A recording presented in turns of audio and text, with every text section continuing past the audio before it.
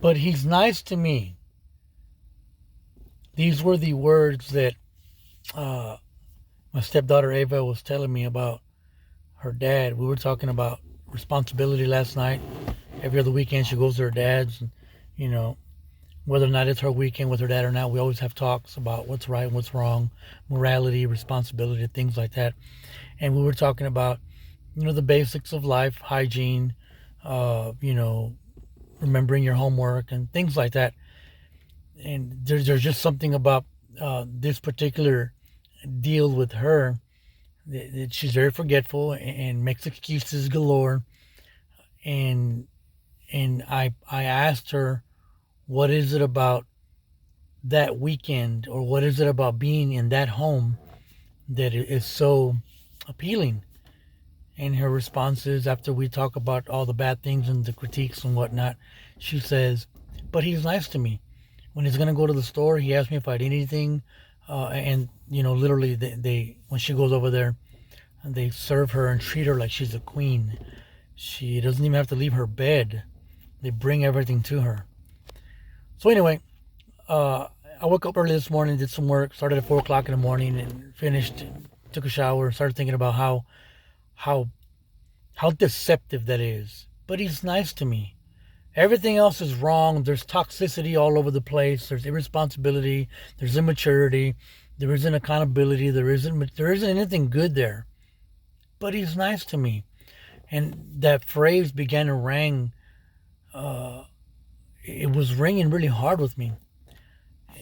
And I'm driving to work, and I started thinking, man, how how true is that in a mature adult sense, whether it's in a religious world or in a political world or in a relationship. But he's nice to me. It doesn't matter what toxic traits are there. It doesn't matter what red flags are there. But he's nice to me. If that's present, then the relationship continues. Then protocol remains the same. It's kind of like our administration here right now, our politics. But he's nice to me. He doesn't say mean things to me, whether it be Biden or Kamala Harris or anybody in this administration. But he's nice to me. Everything's going to hell. The ship is sinking. The house is on fire. But he's nice to me. And in a religious world, there could be false doctrine. There can be just a lack of integrity in various parts of ministry. But he's nice to me. Antichrist, ladies and gentlemen, is going to be nice. False prophets are going to be nice. People who don't want to do the right thing and stand up for truth are going to be nice. So when Ava was talking about her dad being nice to her, yet in every other facet of their lives, there's red flags, there's no accountability, there's toxic traits, there's predatory behavior, there's manipulation, there's everything across the board. But he's nice to me, and that makes it okay. Because there's gift giving, there's soda and candy. It reminds me of when I was going through my parents' divorce. I was about 10 years old. I wanted to go live with my mom because she was nice to me.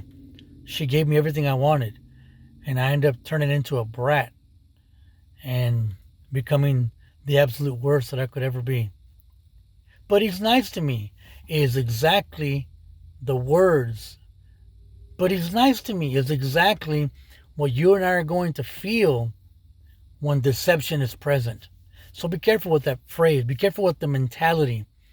And it's strange because there's something about the adolescent, undeveloped mind that is true of every toxic relationship, whether it be in religion or politics or even in a marriage.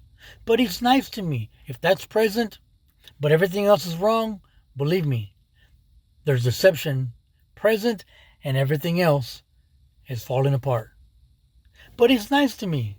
Don't let that be what tricks you into bad things this morning, this week, or for the rest of your life. God bless. Got to go to work. See you on the next one.